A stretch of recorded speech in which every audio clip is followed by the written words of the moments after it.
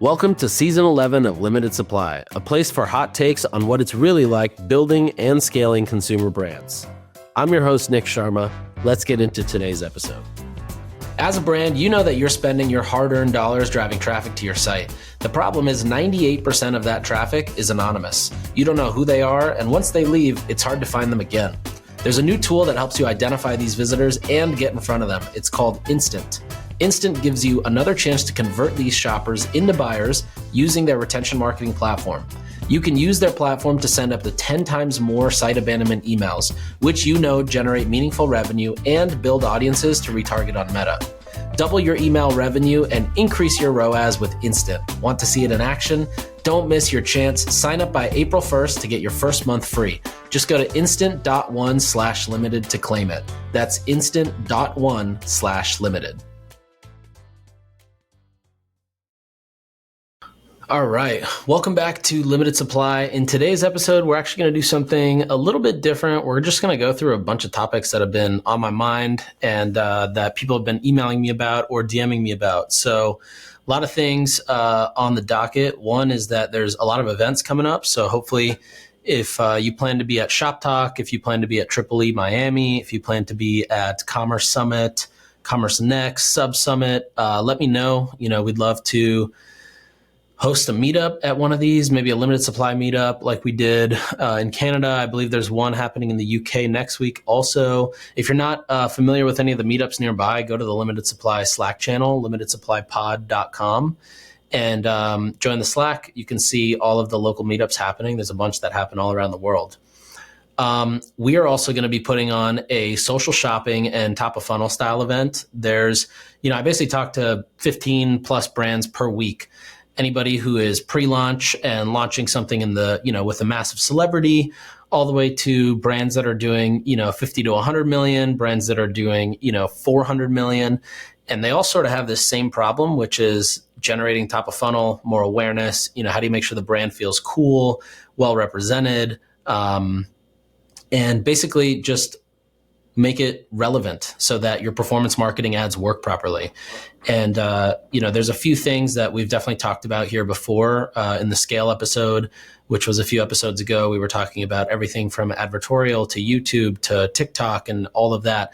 And through these conversations and even just talking with more brands that have successfully done it, it's pretty obvious that the easiest and, biggest arbitrage opportunity here is the social shopping / kind of short form content platforms and figuring out how to game those. So we're going to be hosting a virtual summit for that in the coming weeks. So if you want to be a part of the virtual event and grab an early ticket, we're going to do free tickets for the first few hundred people. So join it. Just go to nik.co/virtual summit. And it will bring you to a Google form, fill that form out. And as soon as everything is scheduled and locked in, we will go ahead and send you a ticket.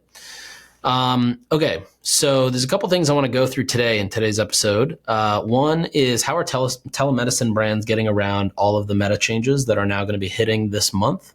The second one's going to be how you can make your subscription business stronger, more resilient, and focused on acquiring longer LTV customers.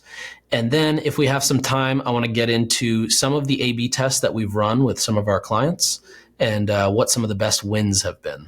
Okay, so starting with telemedicine. So if you are not aware, there's actually been a lot of changes that are coming that have been written out and explained, I guess, somewhat clearly to telemedicine brands. And that is basically that Meta is changing their policies around what data gets collected and stored and how it's stored and how it's processed and then how it's internalized and then leveraged, of course, for advertising. And basically what they're trying to do is eliminate any sort of knowledge around people's personal problems. They don't want to know if somebody is going through depression and is looking for medication. They don't want to know if somebody has acne issues and is looking for a solution. They don't want to know about erectile dysfunction. They don't want to know about hair loss. And it's partially that a lot of these kind of telemedicine brands are sending so much data back to the ads platform, which obviously creates a liability on Facebook's side for hosting that or holding and then leveraging that PII. The other problem is there's all these companies like hospitals and insurance companies and pharmacy websites that all have a Facebook pixel. And without knowing it, they're actually accidentally sending back a bunch of PII that their customers are not even aware of. And, there's been a lot of legal or government concern around Facebook having this data. And so in order for them to try to comply and get past this, what they're trying to do is just say, hey, going forward, we're actually not letting anybody run purchase objective campaigns. We don't want to be involved in, anything related to that. And so it kind of leaves most brands figuring out exactly how are you going to continue running purchase-based campaigns, or how are you going to continue acquiring customers if you can't run a purchase objective campaign in Facebook.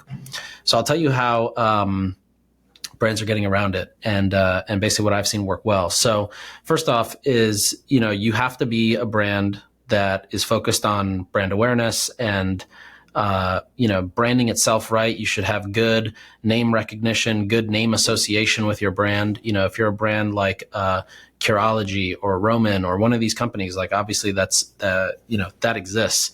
It's harder for net new companies coming into this space to do that. And so I would really encourage focusing on building that upper funnel, focusing on content, focusing on education, try to become a resource versus just a point of sale for consumers. There's a brand called Eden that I recently discovered that does a lot of telemedicine stuff, and they've been very fascinating to watch as a brand and kind of how they're playing the content game, the web game, the ads game, et cetera. So I would definitely focus on upper funnel stuff. But now on the lower funnel side of things, how are brands acquiring new subscribers? Well, they're using a lot more content focused pages. So the web pages are a lot more descriptive. They're a lot more focused on education. They're a lot more kind of full funnel approach, and they are essentially landing pages. There's also a lot of new custom events being tested. So whether that's time on site, whether that's pages visited within a session, number of pages and it triggers an event. Most brands that are telemedicine brands are finding success by putting custom events inside the quiz flow, but before it starts to ask you anything proprietary. So let's say you've got, a 12 question or a 20 question onboarding flow that people need to fill out before they can become a customer. Before you start asking about any sort of information relating to, the reason they're there, the cause that they're there for, that's where you want to put that event. And the idea is that, let's say it's on the fourth slide. You have data that says, well, people who hit the fourth slide, what percentage of those people become a customer? And then you basically optimize towards that event, and you sort of figure out the math of what percent of those people end up becoming customers. Combining that with incrementality testing is something I would also recommend, because that also lets you test that event, but incrementality will let you test a ton of events, and that too effectively in terms of understanding the conversion, because Facebook's not going to tell you what converts or not. So you're not going to be able to get that reporting from there. You're going to have to get it through incrementality testing. And you can actually test other events and see how those compare for your account. So for example, we have clients where we might test something like an add to cart focused campaign and see what that does on the website itself, but also in its omni-channel performance. You can only test stuff like that and measure those results with incrementality testing. And I would recommend doing the same here. Maybe it's not a custom event, but maybe it's, website click, maybe it's add to cart, whatever it may be. It might be something, more upper funnel than just purchase, but using incrementality testing, you can actually do a look back and understand what impact does that have.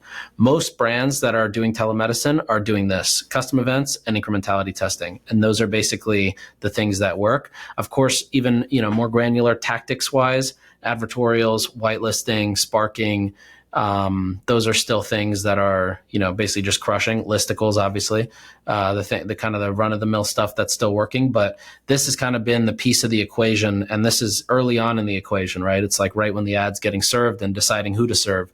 So this was a thing that was really tough to figure out, but seems like the solution is really lying within custom events and incrementality testing. From my conversations with Facebook, it feels like they sort of feel like their hands are tied as well. They don't necessarily want to do this. They're obviously missing out on a ton of revenue and potential revenue. And but at the same time, they don't want to deal with taking the fall for the legal stuff, which is why they're sort of just letting this happen. That said, this has been pushed back quite a bit, at least 6 weeks now. So it does feel like they're trying to figure out like how they can help brands get around this in a way that is legal. If you remember when all the Cambridge Analytica stuff happened too, I think in 2017 or 18, there were, we lost all access to those really granular audiences that we used to get. And but then, of course, they opened up the back door to let, you could buy these exact same audiences from Oracle or Datalogix or Experian, and then bring them right back into your account and sort of pay, basically go around the back door. So it feels like they're basically building the back door right now. Hopefully that's the case. That would be amazing if there becomes a back door for, this type of stuff. I do think that there's got to be a way to, I would even be fine if Facebook said, hey, we're by default not allowing this. However, you can submit to a committee and, basically say, here's my brand, here's my website, here's the products we sell, let your team come to us and inspect everything, make sure from a data and compliance standpoint, we're not sending anything back that is, against your terms of service, and then whitelist us so we can run these ads like normal. I feel like that would make the most sense. And, my guess is that's what's coming, some variation of that, but I'm not sure why that wasn't the way that it started.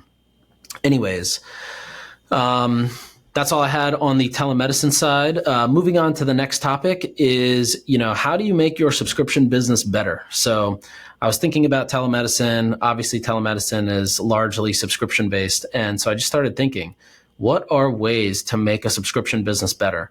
And what are some of the things that I've seen? I've always thought that the best subscription businesses are actually media companies. Media companies like, Wall Street Journal, for example. If you try to cancel, it's nearly impossible. And they keep giving you offers and ways out, to not cancel. Churn reduction. New York Times does a good job of this. I think at one point, New York Times made you call and try to cancel, which I think is now illegal to do, thank God. Wellbell, Hubble Contacts, Harry's, Armra, these are all great examples of companies that do really well on the churn reduction side and also kind of focused on providing a good subscription experience. So, all right, so here's some ideas I had. One is dead simple. So on your website, a lot of brands don't even have a subscribe and save landing page or collections page or some sort of a page that explains why somebody should subscribe. It's not super obvious all the time why somebody, I keep saying somebody. It's not obvious why somebody should subscribe.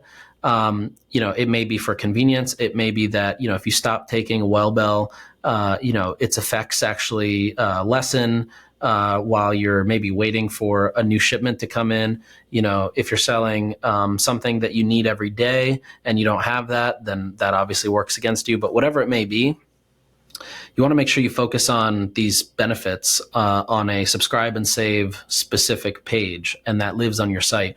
We've found that a lot of times having this in your nav bar is actually the best place to host it, because it tends to get a lot of clicks. And if you have a product that is accustomed to subscription or recurring purchases or recurring consumption, then it makes a lot of sense to have this in your nav bar where somebody can click it and go see those benefits. Now, the second step to that is then figuring out what are the sections that get the most engagement, or actually what are the points on that page that drive the most number of new subscribers, and then fitting that into a landing page that you are driving from paid social.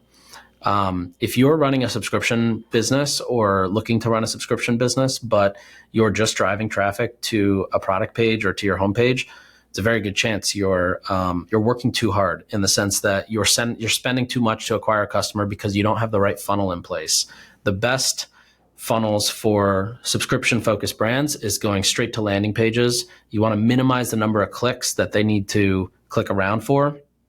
Also, something to check out is, are your best customers actually subscribing on the first purchase? There's a good chance that they're not.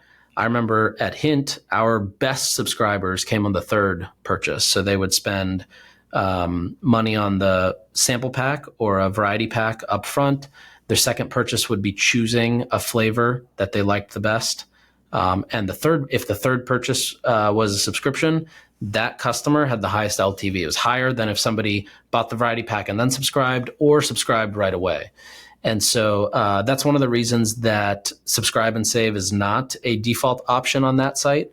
Although, I'll talk about it in the next segment, but that is something that has been winning lately. So I recommend testing that on a brand-to-brand basis. But building out a landing page where you're driving subscriber traffic for new subscribers is kind of what you want to do in terms of setting yourself up for the best possible funnels and onboarding of new customers. On that page, you want to also make sure that you've got a great welcome offer or new customer offer.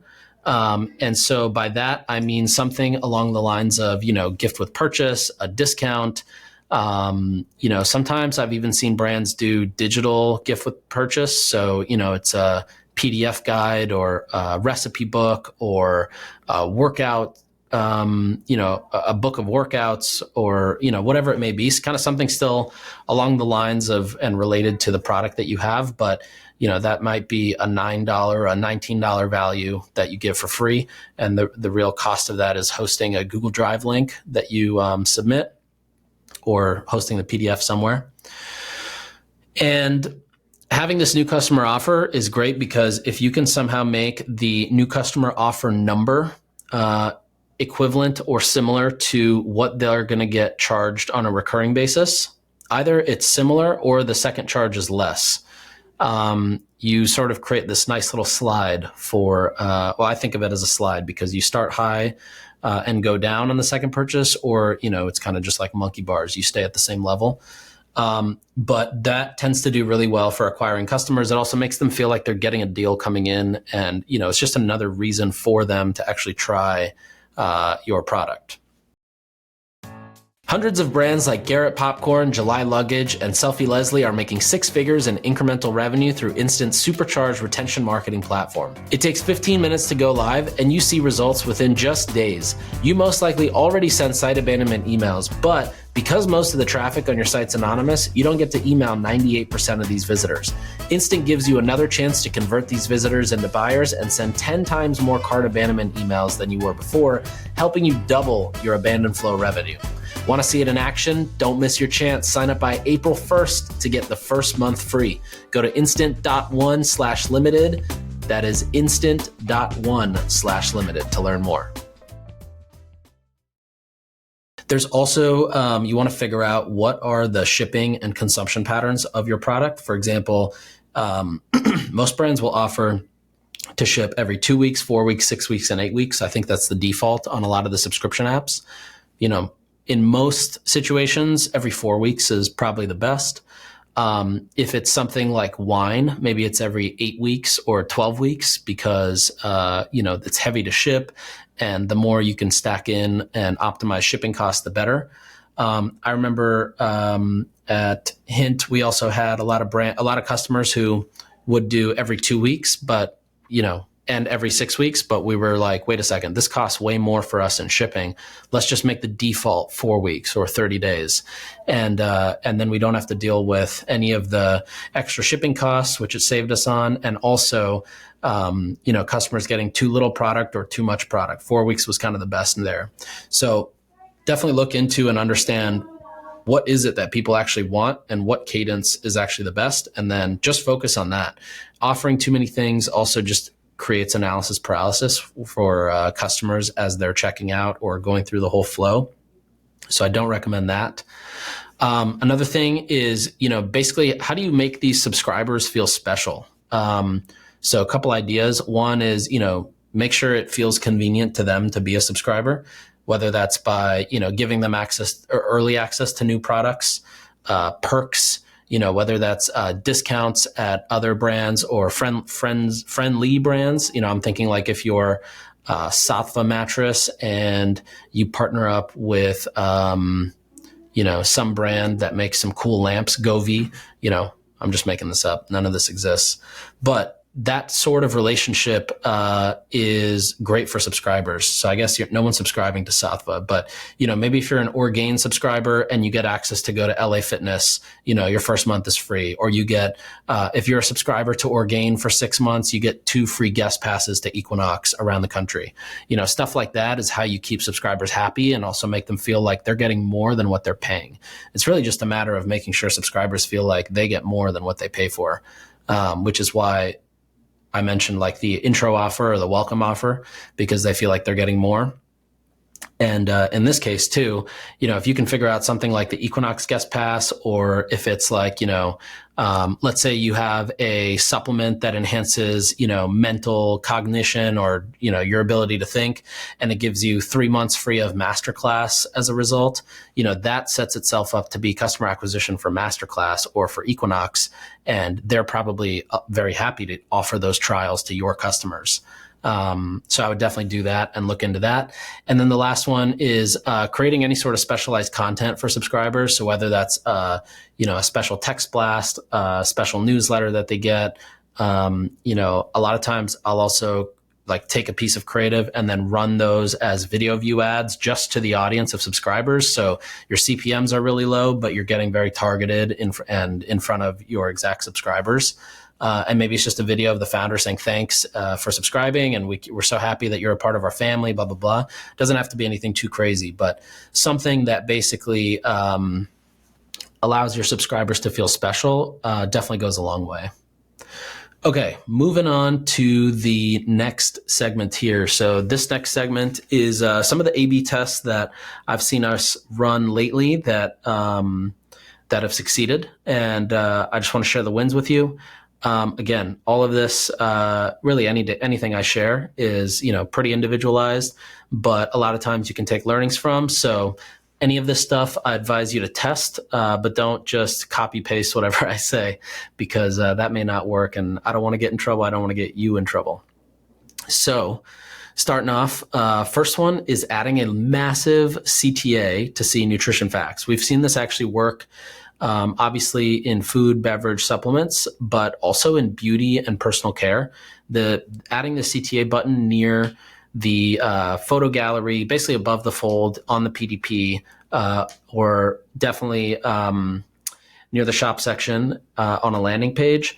Adding the CTA, it's the thing that gets the most clicks, and it's the thing that has the highest driver to add to cart. Obviously, if you have good ingredients. If you have bad ingredients, it's not going to work that well.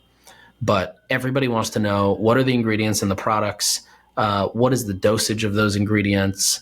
Anything you can do to enhance that section. Most people will probably just have the CTA pop up a frame of an image.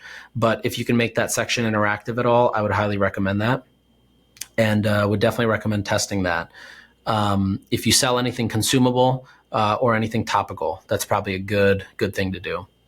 Second one is, so we tested taking regular, so I'm a huge fan of social proof on websites, on product pages, landing pages, etc. So we have a supplement brand, and we tested regular customer social proof against a industry specific quote. So social proof from, think like somebody who's got a really big podcast in the wellness space, or has a really big following in the wellness space. And her quote significantly outperformed in terms of driving conversion rate up compared to the just run of the mill customer social proof. So, there's definitely a point where I feel like the endorsement style social proof, or celebrity or influencer stuff was not performing as strong. But with a recent test, it seems like the opposite might be true right now. I don't know if that's just a now thing, but we'll definitely be retesting it again soon. But that's something I would definitely recommend testing as well. And also, it's just it's basically a cosign, right? Like, you're not leveraging this person's reach per se, but you're getting their cosign on your website that this is a good product. Next one is swapping out paragraphs for icons. So I've always talked about this. Of course, this is a test I love to run and get up and running, get going, and show clients that You don't need paragraphs to explain what you got. You can hide those in the drawers, and you can use icons and 1 or 2 sentences to really explain everything else. You want to make everything super skimmable, scannable, easy to read, easy to screenshot and share, and basically just help people get to the punchline quicker. So icons over paragraphs is the results of that test.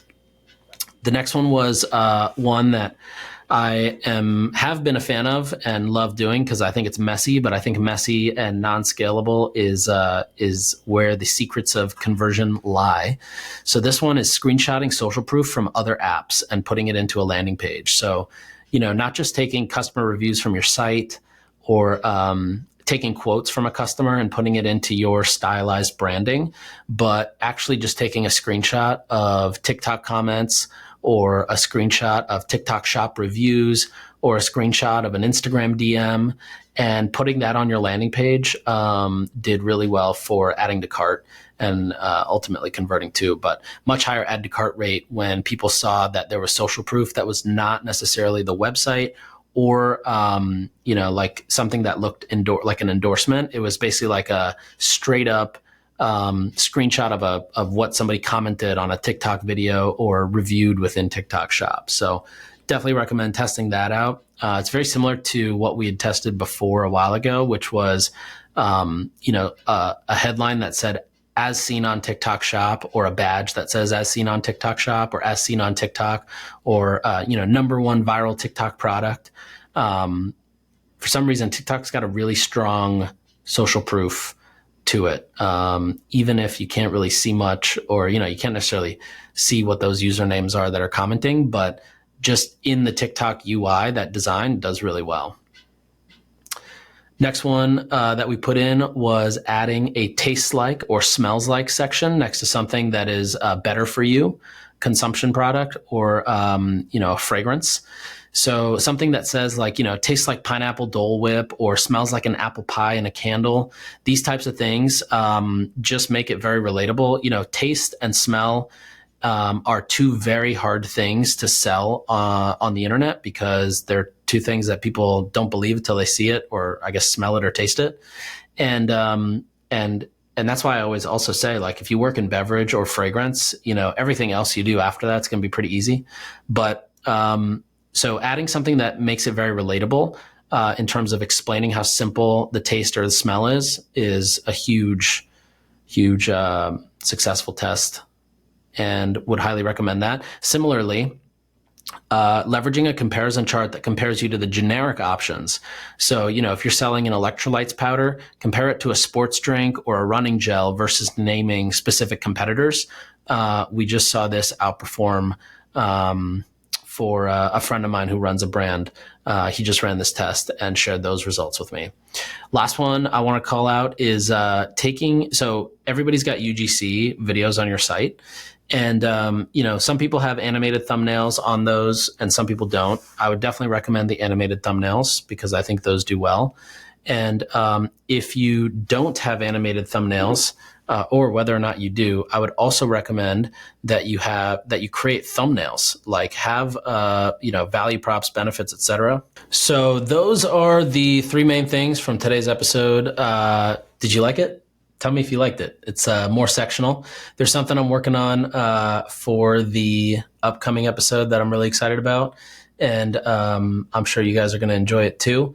But I hope you found this episode valuable. Please sign up for the virtual summit, nick.co/virtual summit. And I will see you next week. Have a great week.